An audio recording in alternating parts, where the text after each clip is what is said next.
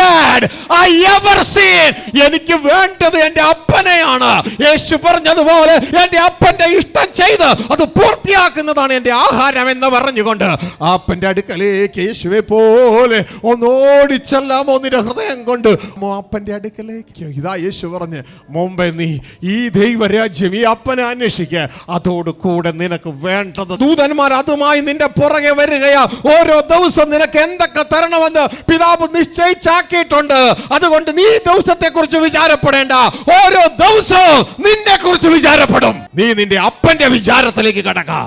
The best dad I ever seen is my heavenly Father. The best dad I ever seen. Universe, listen, listen, listen.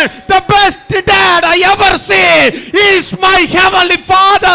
He is the Father of Jesus Christ. He is the Father of mine. He is the Father of you.